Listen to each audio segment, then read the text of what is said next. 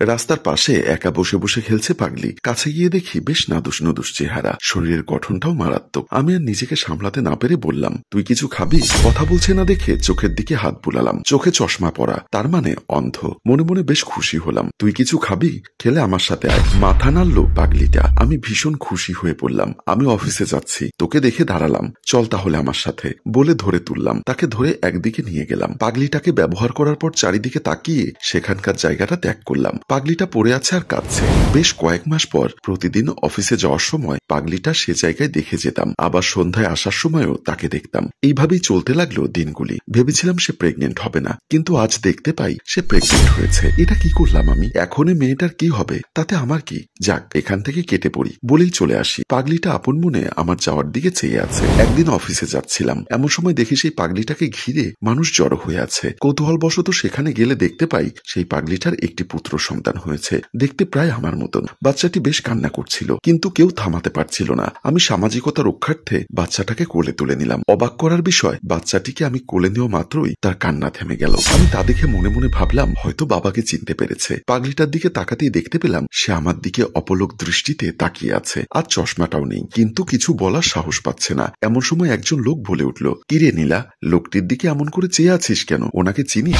এমন সময় সে বলে উঠল, উনি আমাকে ধর্ষণ করেছে, এই বাচ্চাটি ওনার। নীলার কথাটি শুনেই সবাই আমার দিকে অপলক দৃষ্টিতে তাকিয়ে থাকে। তখন সবাইকে উদ্দেশ্য করে বললাম, দেখেছেন, বাচ্চাটি আমার কোলে আসা মাত্রই কান্না থামিয়ে দিল। এখন সেই বাচ্চার বাবা নাকি আমি। মানুষের ভালো করতে নেই। নীলা আমার কথা শোনা মাত্রই বলে ওঠে, কেন, সেদিনের কথা ভুলে গেলেন নাকি, যেই দিন দুপুরে আমাকে নষ্ট করেছেন? ছি, কি বলেন এই সব আপনি? কেন, আমি কোনো মিথ্যা বললাম বুঝি? কতই না আকুতি মিনতি করেছি। আশ্চর্য, আপনার মুখে যা আসছে তাই বলছেন দেখি। আমার কিন্তু মান সম্মান আছে, এইভাবে মিথ্যা অপবাদ দিতে পারো না আমাকে। প্লিজ সাহেব, আমাকে বিয়ে করে আপনার ঘরে তুলুন। এই সন্তান নিয়ে বাহিরে কিভাবে থাকবো? নীলার কথা শুনে সবাই বেশ আশ্চর্য হয়, কারণ যে পাগলিটা ভালো করে কথাই বলতে পারতো না, সে আজ এত সুন্দর করে কিভাবে কথা বলছে। তার কথা শুনে সবাই বলছে নীলা কখনোই পাগল হতে পারে না। যদি পাগল হতো তাহলে এত সুন্দরভাবে গুছিয়ে কথা বলতে পারতো না। নিশ্চিত সে পাগল সাজার অভিনয় করেছে। একজন লোক নীলাকে বলল, কিরে নীলা, তুই এত সুন্দরভাবে কথা বলতে পারিস? আগে তো জানতাম না। হ্যাঁ, আমি কথা বলতে পারি। তাহলে পাগলি সেজে থাকিস কেন? জানি না। আচ্ছা, তুই যে বলছিস সে সাহেব তোকে ধর্ষণ করেছে, তার কোনো প্রমাণ আছে কি? না, প্রমাণ নেই। তাহলে এমন মিথ্যা অপবাদ দিচ্ছিস কেন লোকটাকে? হ্যাঁ, বিশ্বাস করুন, উনি আমার সন্তানের বাবা। উনি আমাকে দিন দুপুরে একা পেয়ে ধর্ষণ করেছে। ঠিক সেই মুহূর্তে আমি বলে উঠলাম, আচ্ছা, আমি যদি তোমাকে এসব করে থাকি তাহলে এতদিন বললে না কেন? আজ হঠাৎ করেই বলছো?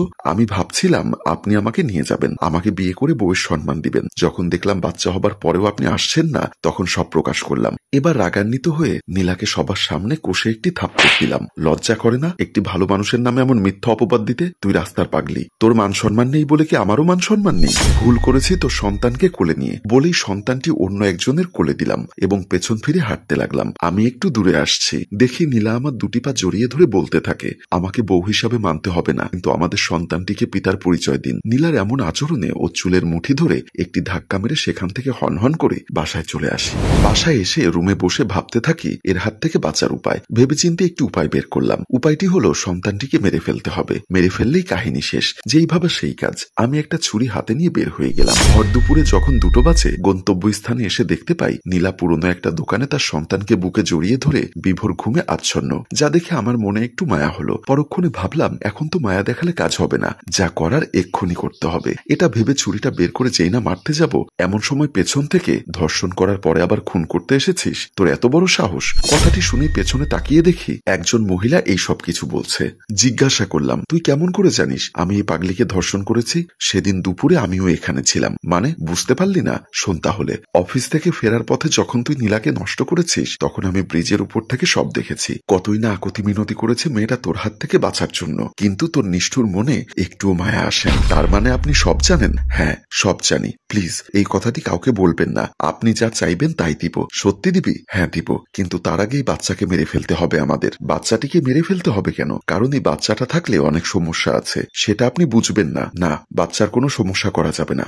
অবশ্যই করতে হবে, না হলে আমি ফেসে যাব। তখন আমার কি হবে শুনি? বলছি না বাচ্চার কিছু করা যাবে না। এর চেয়ে তুই এই এলাকা ছেড়ে অনেক দূরে চলে যা। এইসব কেউ জানতে পারবে না। আমি জ্ঞান নেওয়া পছন্দ করি না। চলে যা বলছি। অনেক ফাও কথা বলেছি আপনার সঙ্গে, আপনি এখন এখান থেকে চলে যাবেন, না হলে আপনাকেও এদের সঙ্গে মেরে ফেলবো। কি, তোর এত বড় সাহস আমাকে হুমকি দিস? আমার কাজ আমাকে করতে দিন, আমি কিন্তু এখন চিৎকার করব, খুন করে ফেলবো চিৎকার করলে। আমার কথাটি শেষ হতে না হতেই মহিলাটি বাঁচাও বাঁচাও বলে চিৎকার শুরু করে দেয়। ক্ষণিকের ভেতরেই পরিস্থিতি খারাপ হতে লাগলে সেখান থেকে আমি ভয়ে পালিয়ে চলে আসি। এদিকে মহিলাটির এমন চিল্লাচিল্লিতে নীলার ঘুম ভেঙে যায়। সে উঠে মেয়েটির পাশে গিয়ে বলল, কি ব্যাপার, আপনি চিৎকার করছেন কেন? কেন চিৎকার করছি জানতে চাও? হ্যাঁ বলুন। তোমাকে যে শয়তানটি ধর্ষণ করেছিল সে আজ তোমার সন্তানকে মারতে এসেছিল। যদি আরেকটু পরে আমি আসতাম তাহলে তোমাদের শেষ করে দিত। কি বলেন এসব? আমার চিৎকারের আওয়াজ শুনে পালিয়ে গেছে। আচ্ছা, তোমাকে একটি প্রশ্ন জিজ্ঞাসা করি, করুন। তুমি কি সত্যি পাগলি নাকি মিথ্যা নাটক করো? কারণ একটি পাগলি কখনোই এমন হতে পারে না। আমি হলাম একজন।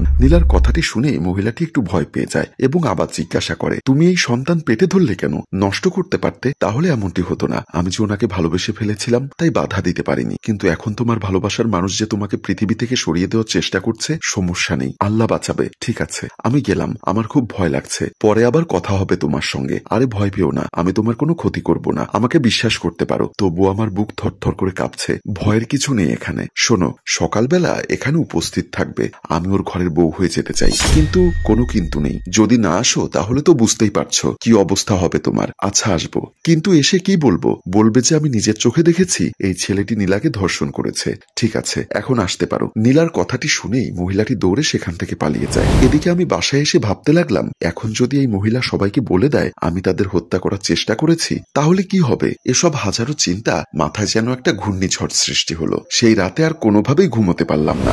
সকালবেলায় হালকা নাস্তা করে অফিসে যাচ্ছিলাম। দরজা দিয়ে বের হতেই মা এসে বলল, বাবা আকাশ, আমিও ডাক্তারের কাছে যাব, আমাকে সঙ্গে নিয়ে যা। তোর অফিসের ওখানেই তো ডাক্তারের চেম্বার। ঠিক আছে মা, চলো। তারপর দুজনে বের হয়ে গেলাম। এরপরে মাকে নিয়ে যাচ্ছিলাম। বেশ কিছু দূর আসার পরে দেখলাম নীলার চারপাশে আজও অনেক মানুষ ভিড় জমিয়ে আছে। সেই দিকে লক্ষ্য না করে মাকে নিয়ে যেই না একটু তাড়াহুড়ো করে আসতে যাব, এমন সময় মা বলল, বাবা ওখানে কি হয়েছে? এত মানুষ কেন? জানি না, চল না একটু দেখি ওখানে গিয়ে কাহিনী কি।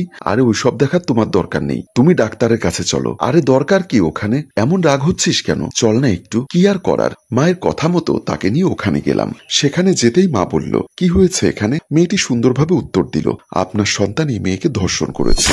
এই মেয়ে? কি বলো এইসব? আমার সন্তান সম্পর্কে না জেনে কোনো খারাপ মন্তব্য করবে না। বা সত্যি কথা বললাম, এখন খারাপ মন্তব্য হলো নাকি? মা, তোমাকে এই জন্যই বলেছিলাম এখানে আসার দরকার নেই। এসব রাস্তার মানুষ খুবই নোংরা। লজ্জা করে না এমন কথা বলতে আপনার? লজ্জা করবে কেন? আমি কোনো মিথ্যা কথা বলেছি নাকি? বুঝলাম না। আচ্ছা, তোমাদের এই রাস্তার মানুষের খেয়ে দিয়ে কোনো কাজকর্ম নেই? ভদ্র মানুষের পিছে শুধুমাত্র লেগে থাকেন। আমার কথা শুনে নীলা বলল, দেখো আকাশ, তোমাকে আমি অনেক সুযোগ দিয়েছি, 10 মাস দেখেছি, কিন্তু তুমি আমার কাছে একটি বারো এসে বলনি নীলা আমার ভুল হয়েছে। নীলার কথায় আমার মা ভীষণ রেগে যায়। এই মেয়ে, মুখ সামলে কথা বলবে, আর একটি বাজে কথা বললেই থাপ্পড় দিব। মা চলো তো এখান থেকে। কথাটি বলে তখনই মাকে নিয়ে চলে আসে। মাকে নিয়ে একটু সামনে আসলাম। ঠিক তখনই কেউ একজন বলল, পাগলিটার ইজ্জত শেষ করে এখন মিথ্যা অভিনয় করছো তুমি আকাশ? আসলে এই মেয়েটি কে হতে পারে? আর এখানে মারাত্মক লেভেলের একটি টুইস্ট রেখে আমাদের গল্প শেষ হয়। সম্মানিত ভিউয়ার্স, আপনাদের ধারণা কি? মেয়েটি কে হতে পারে?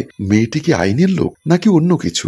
সবকিছু জানতে কমেন্ট করুন দ্বিতীয় পর্বের জন্য। গল্পটির ভাবনা ও পরিচালনায় হাশেম রাজু, চিত্রগ্রহণ শিহাব ও প্রযোজনায় মঞ্জুর মোর্শেদ মিউজিক প্লাস। ধন্যবাদ।